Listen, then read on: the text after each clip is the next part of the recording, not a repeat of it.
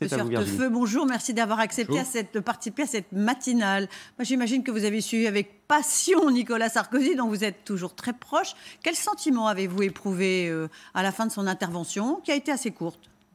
Oui, bon, il s'est exprimé finalement comme il le fait déjà depuis longtemps, c'est-à-dire qu'il s'est exprimé à la fois avec liberté, avec autorité et avec fidélité. Avec liberté, puisque c'est un homme qui est totalement libre. Il avait même d'ailleurs écrit un livre. Et donc il n'a pas de tabou. Bon. Avec autorité, parce que c'est l'autorité d'un ancien chef de l'État. Et pour nous, militants d'une droite républicaine, c'est aussi un symbole très fort, parce que c'est le dernier à avoir fait gagner la droite. Depuis qu'il n'est plus là, on n'a plus gagné. Et puis en même temps, fidélité. Parce que dans cette période un peu particulière de ce quinquennat Macron, c'est l'homme aussi d'une fidélité. Fidélité à son pays, fidélité à ses convictions, mais aussi fidélité à sa famille politique. Lui, il n'a pas changé 50 fois de famille politique. Et vous savez, aujourd'hui, la formule, c'est mon pays avant mon parti. Oui, oui, ça, c'est une facilité de langage pour expliquer les pérégrinations des uns et des autres. Lui, c'est un homme, à la fois, c'est un homme particulièrement de fidélité. La politique active, pour lui, c'est fini. En tout cas, la politique élective, au sens, vous l'entendez, oui, il s'est exprimé là-dessus à plusieurs reprises. Moi, après, on peut avoir des regrets. Moi, j'ai un regret. Je préférais qu'il s'investisse à nouveau, mais c'est un choix personnel, familial. Donc, il n'a pas l'air de démordre. Mais il s'est exprimé encore une fois très clairement sur l'antenne de TF1, mais ça ne veut pas dire pour autant, que vous l'avez observé, qu'il se désintéresse naturellement de la vie de son pays, de la vie aussi de sa famille. Vous dites que c'est un homme de fidélité, il a quand même soutenu très clairement Emmanuel Macron hier soir. Hein. Non, là je pense que les commentateurs, et pardonnez-moi, vous faites une erreur, mais qui est une erreur collective. Les relations qui existent aujourd'hui entre le président en exercice et celui qui a été un de ses prédécesseurs, sont les relations normales dans une démocratie moderne et apaisée. Ce qui était anormal, c'est le climat qui était sous le précédent quinquennat. Avec François Hollande. Et ce n'est pas l'inverse. Vous voulez dire l'animosité qui existait entre les deux hommes. Nous sommes dans le fond... Enfin, je ne reviens pas, ce n'est pas la peine de faire des points d'histoire, mais vous vous souvenez des conditions de passation de pouvoir. Bon. Donc là, aujourd'hui, c'est le fonctionnement normal d'une démocratie moderne. Nicolas Sarkozy a concédé hier des erreurs d'attitude, de comportement. Lesquelles, diriez-vous, vous qui avez vécu ce quinquennat au plus près? Bon, d'abord, ce que j'observe, c'est qu'il ne cherche pas à expliquer que tout ce qu'il a fait a été magnifiquement fait. Il y a eu beaucoup de succès. Beaucoup de capacité de résistance, capacité d'innovation, capacité, efficacité dans la gestion de la crise, notamment que nous avons connue en 2008-2009. C'est une grande différence avec ce qui se passe d'ailleurs aujourd'hui en capacité de gestion de crise. Mais il a évoqué notamment des sujets comme la sécurité. Peut-être qu'on aurait dû aller plus loin. Moi, j'étais aussi sous son quinquennat responsable des questions migratoires, à côté des questions de sécurité. Je pense qu'on aurait allé plus loin. Moi, j'ai personnellement, en tout cas, un regret, c'est de ne pas avoir modifié le code d'accès à la nationalité. Je pense qu'on aurait pu aller beaucoup plus loin. Bon, il y a des choses qui ont été accomplies, beaucoup de choses qui ont été obtenues, mais il y a toujours... naturellement un chemin à parcourir. Il a également dit qu'il aurait dû se montrer plus proche de ses ministres de l'Intérieur. Oui, écoutez exactement ses propos. Je pense que j'aurais dû aller plus loin et être plus aux côtés de mes ministres de l'Intérieur. Et au fond, tout mon quinquennat depuis le début, et j'essaie de le raconter, on explique qu'il en fait trop, c'est l'omniprésident. Mais moi, vous savez quoi, je vous le dis bien dans les yeux, j'en ai pas fait assez. Alors, est-ce qu'il n'en a pas fait assez avec vous? Écoutez, j'étais surpris de cette formule, parce que j'avais pas l'impression, quand j'ai exercé ces fonctions, sous son autorité, j'avais pas l'impression d'être éloigné. Au contraire, même parfois, le sentiment que le président de la République qu'il était avait au cœur, en mémoire, l'affection de ses anciennes fonctions. Il avait eu comme ça une formule, et il a dit « j'ai tué la responsabilité, j'ai tué la fonction pour 10 ans. Alors, ça avait été interprété comme ça. Non, au contraire, c'est vrai qu'il avait imprimé une marque. On a eu des générations de ministres de l'Intérieur qui restaient dans leur bureau, concentrés sur leur activité. C'est pas une critique, mais lui, il a imposé un rythme qui était de la mobilité, de l'activité, de l'efficacité. Donc, et ce rythme, d'ailleurs, vous l'avez observé, s'est imposé à tous ses successeurs sans exception. Alors, Brice Hortefeux, on va parler maintenant un peu de l'actualité actuelle, enfin l'actualité, pardonnez-moi, immédiate et notamment du nouveau gouvernement, avec Jean Castex, bien sûr, mené par Jean Castex. On voit une volonté de remettre en avant, en tout cas, une certaine envie d'autorité, de remettre en avant les questions de délinquance qui avaient été peut-être un peu oubliées dans la première partie du quinquennat. Est-ce que vous pensez que Jean Castex et Gérald Darmanin, en l'occurrence à l'intérieur, sont les bonnes personnes pour remettre de l'autorité, réinstaurer une certaine autorité dans le pays ? Bon, d'abord, moi, je ne mets pas en doute la bonne volonté des uns et des autres, et notamment du Premier ministre, du ministre de l'Intérieur. C'est évident qu'il soit très... Simplement, il y a une réalité. C'est qu'aujourd'hui, il y a un rebond de la délinquance dans notre pays.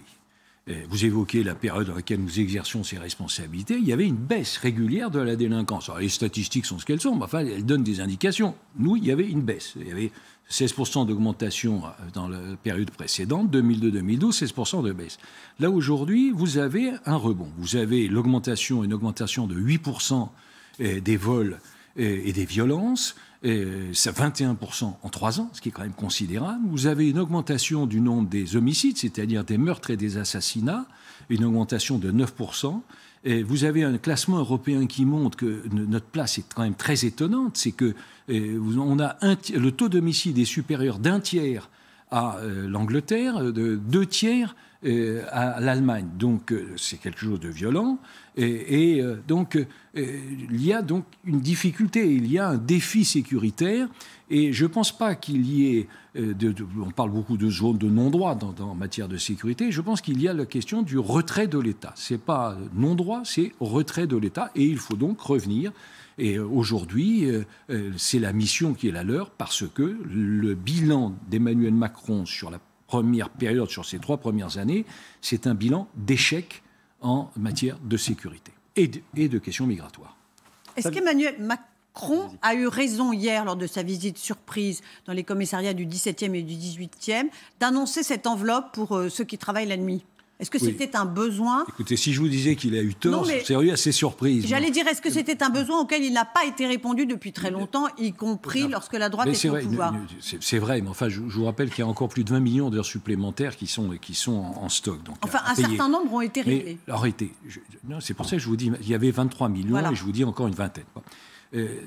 Arrêtez, bien sûr, c'est très bien ça, mais naturellement, ce n'est pas suffisant. Je vous donne simplement deux références qui, à mon avis, illustrent bien. Dans les années 90, vous aviez à peu près 4,5% de notre richesse, du PIB, 4,5% qui était consacré aux questions régaliennes. Sécurité, justice, tout ça. Aujourd'hui, on est tombé à 3%. Lorsque l'État dépense 1 000 €, 25 seulement sont consacrés à la sécurité. 4 sont consacrés à la justice. Vous voyez, c'est extrêmement faible. Et ce qui fait que dans ce domaine, avec 3%, on est le 22e pays européen sur 27 en matière d'efforts régaliens, c'est-à-dire d'efforts de sécurité. Mais pour le coup, c'est une question d'argent, selon vous ? C'est une question de moyens, oui. C'est une question d'organisation.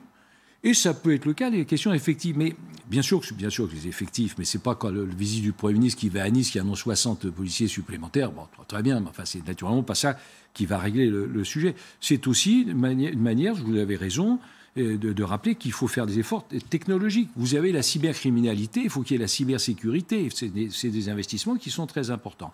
Et donc là, on est en situation de faiblesse. Les 2 chiffres que je viens de vous donner, à la fois la part de notre richesse consacrée à ces questions de sécurité, justice et d'immigration, ou sur 1 000 € de dépenses publiques, on se rend compte que ce n'est pas suffisant. C'est pour ça que nous, les Républicains, nous proposons, grâce au travail de Christian Jacob et des appréciations des uns et des autres, on propose d'évoluer de 0,8% du PIB pour la sécurité à 1% sur 5 ans, ce qui est un effort considérable. Mais Virginie, il nous reste 2 minutes concrètes. Je vais très vite. Est-ce que Nicolas Sarkozy lui-même n'avait pas commencé par baisser les effectifs ?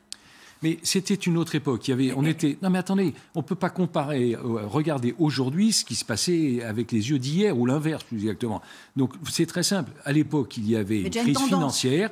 Il avait demandé, j'étais ministre de l'Intérieur à cette époque-là, à ce que l'effort soit partagé, qu'il n'y ait pas d'exception d'effort. Donc on avait tous supporté cet effort. Mais aujourd'hui, c'est une autre époque. Dernière question rapidement, puisqu'on parle d'autorité de l'État. Est-ce que vous estimez, dans la gestion du coronavirus, que l'État, le gouvernement, manque parfois un peu d'autorité? On a vu les atermoiements sur les masques, les rassemblements qu'on autorise finalement, puis qu'on n'autorise plus. Est-ce qu'il y a quand même un peu de flottement? Eh bien, c'est pas un flottement, c'est un désastre. Et vous savez, pour vous, la gestion du coronavirus par le gouvernement est un désastre? La gestion des crises. Il était incapable de gérer la crise des gilets jaunes. Ça s'est terminé tout ça en queue de poisson. Incapable de gérer la crise sanitaire. Je vous rappelle que là aussi, on a un organisme international qui a observé les 32 pays du continent européen. On nous classe 26e ou 27e pour la médiocrité de la manière dont on gère cette crise. Écoutez, il y avait une ligne sanitaire à avoir. C'est-à-dire, 1, il fallait tester. 2, il fallait protéger avec les masques. Le sujet ne serait pas aussi grave que ce matin, on se taperait sur les cuisses de rire quand on entend le gouvernement, les mêmes qui nous expliquent aujourd'hui que les entreprises doivent faire des stocks de 10 semaines de masques, les mêmes nous expliquaient que les masques, ça servait à rien. Écoutez, on est dans quel monde? Et ensuite, il faut isoler et soigner. Bon, là, aujourd'hui, il y a cette réalité. La pandémie dans le monde continue à se développer. En France, le virus commence à circuler. Et troisième réalité, il n'y a ni vaccin ni médicament. Est-ce qu'il n'est pas facile de donner un peu des leçons a posteriori? Qu'auriez-vous fait de mieux? N'auriez-vous pas été pris de court comme tout le monde? Ça ne vous fera pas que l'Allemagne fasse mieux que nous? Ça ne vous fera pas que le petit pays du Luxembourg, qui est à notre frontière, ait distribué dès le début de la crise 50 masques gratuitement à chaque habitant de cet État? Ça ne vous fera pas qu'un pays comme le Maroc ait aujourd'hui simplement 200 morts et un peu plus de 200 morts et que nous, on en soit à 31 000? Écoutez, est-ce que ce n'est pas ça la réalité de la médiocrité de la gestion de la crise sanitaire? Donc, et là, il y a donc incapacité de gérer la crise des gilets jaunes hier, ça s'est terminé en queue de poisson, incapacité à gérer cette crise sanitaire, et en réalité, je crains, hélas, incapacité à gérer la crise économique qui s'annonce. Vous savez, quand on a une chute de 40% des investissements, quand on a un taux de chômage qui a augmenté de 25% sur un trimestre, quand on sait qu'il va y avoir 700 000 jeunes qui vont arriver à la rentrée sur le marché du travail, 700 000 jeunes diplômés, et qu'on ne sait pas quoi leur donner, oui, effectivement, il y a de quoi être inquiet. C'est un constat bien sévère que vous faites. C'est un constat juste. Merci d'avoir été avec nous, Brice Hortefeux, en colère ce matin contre visiblement le gouvernement.